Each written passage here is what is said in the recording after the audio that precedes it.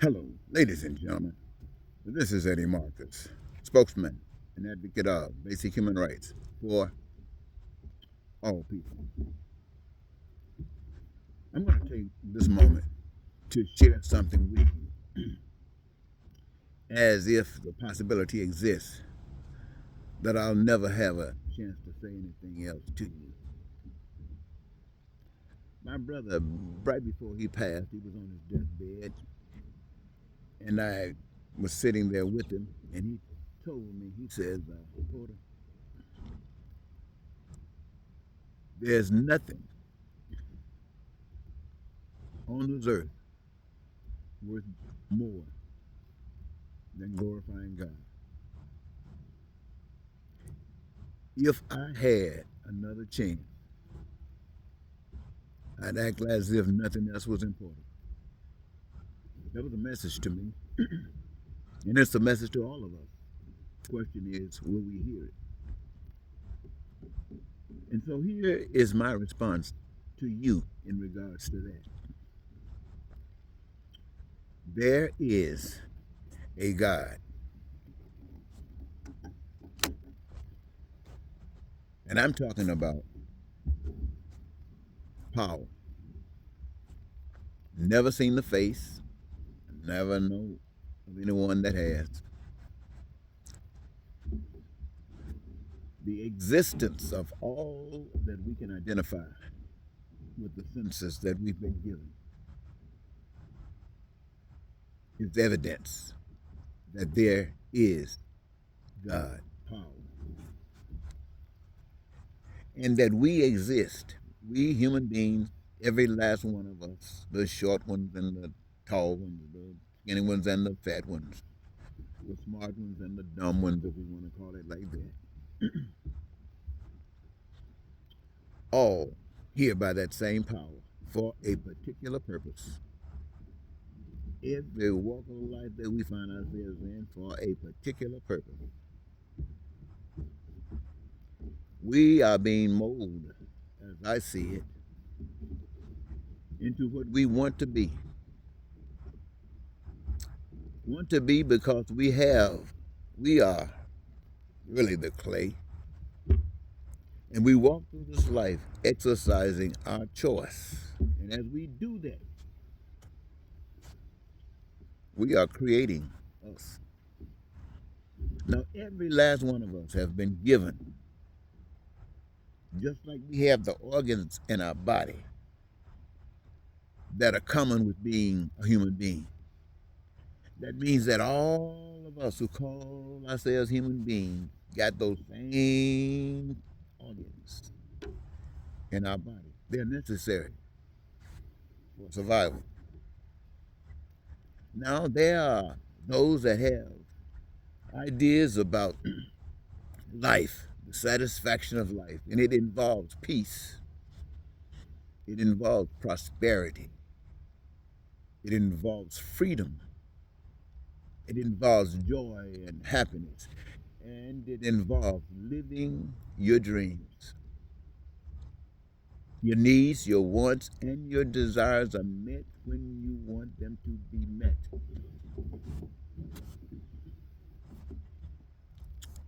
But that's a choice. That's a choice.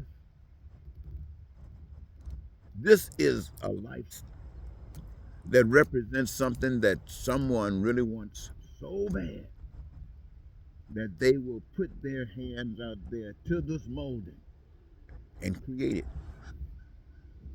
in themselves, through themselves, become it.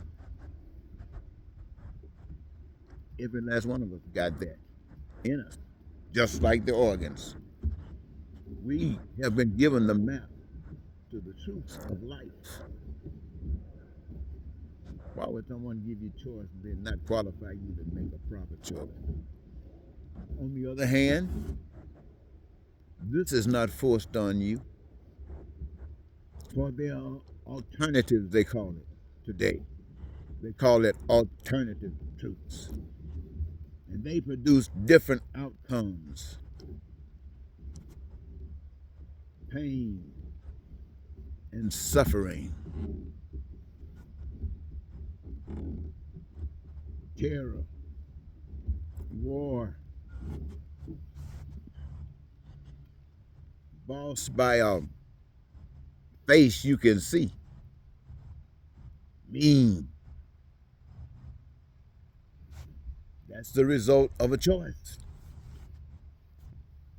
Now, let's look at how these choices operate, excuse me, in our daily lives. The one for peace and prosperity. They see in themselves a creation. They see of themselves having the ability to perform creation. And they are grateful. But what they see in themselves, they look out at others and they see the same thing. Human beings with powers and magnificence, purpose. And they see that all around. And what those purposes are, we get a chance to experience them every day because they are being exercised right before our very eyes, but they are carried forward by those who give it their lives. It is their chosen careers. It is their chosen jobs to give life to whatever it is. And in so doing, they immediately have the greatest joy. You, my friends, have the greatest joy that one can possibly have. And what are you doing? You're creating those things that are essential that you, the people, have determined to satisfy your daily lives. Things that are inclusive: food, clothing, shelter, education, healthcare, transportation, infrastructure, and anything you can imagine. Anything you can imagine. And what are you doing? You're allowing the power outside of yourself to live within you, to govern you, to guide you, to teach you what it means to care, to teach you what it means to have purpose and are satisfied, because your purpose is connected to the purpose of everyone. And that's how you have your peace. That's how you have your prosperity and freedom. That's how you have your joy.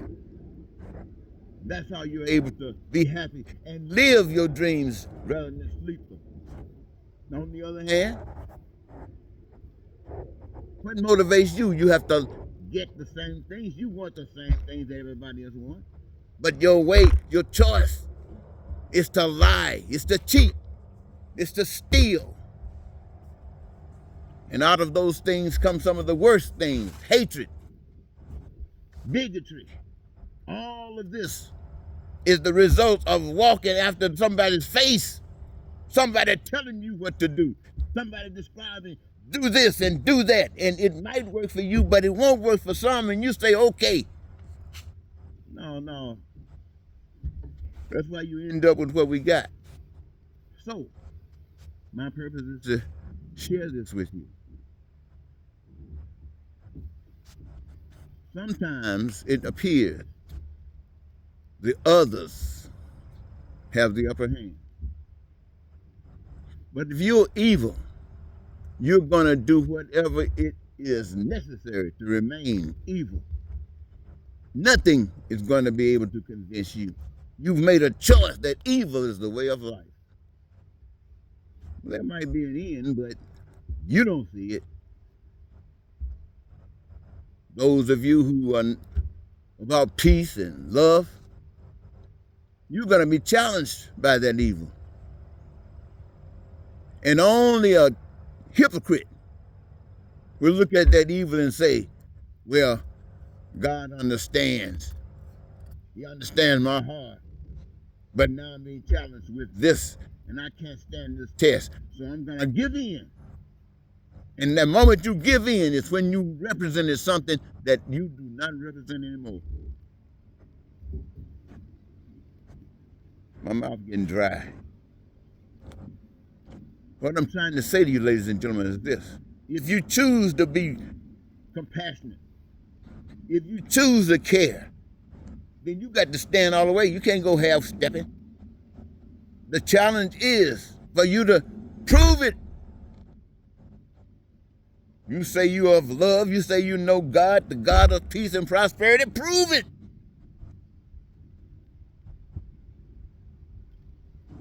Don't stand up there and say, I'm not that bad over there. They're too bad. So since I'm not that bad, I must be okay. Yeah, you are okay.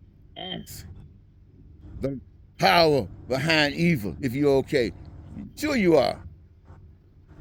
So what am I saying to you, ladies and gentlemen? I'm saying if you want peace, you got to walk according to the principles that will allow you to have that. That means you might have to lay your life down on the ground. Gladly. Don't lay on the ground if you got to die for right. Don't lay on the ground scared. Don't lay on the ground talking about, ooh, we. If you're going to stand up for right, then go to stand up for right. Lay your life down with a big smile on your face.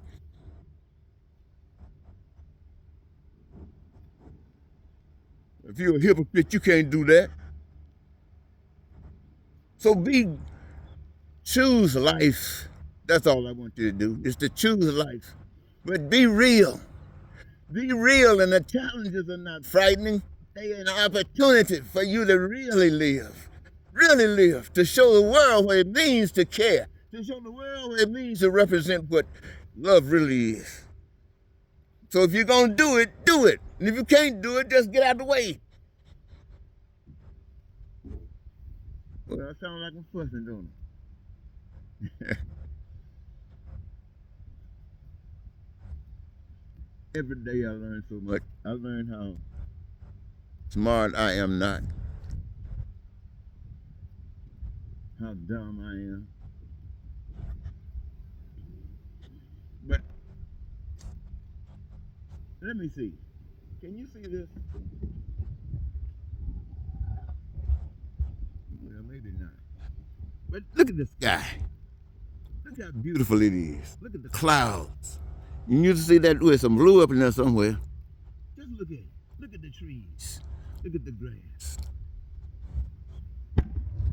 That's the power that's supposed to be directing your life. Not a Republican or a Democrat or white folks or black folks or Americans. No. This is, first of all, an individual thing. This is, first of all, an individual thing. Right now, let me give you an example. There's a war going on between Russia and Ukraine. Now, there are people who think that war is necessary and support it all the way. There are those of you who think that it's pure sin. It's nothing but from the pit of hell, killing those babies, killing those old folks, killing people who have nothing, no interest in anything but trying to live. But they're being blown up, and usually by people calling themselves with a connection with God.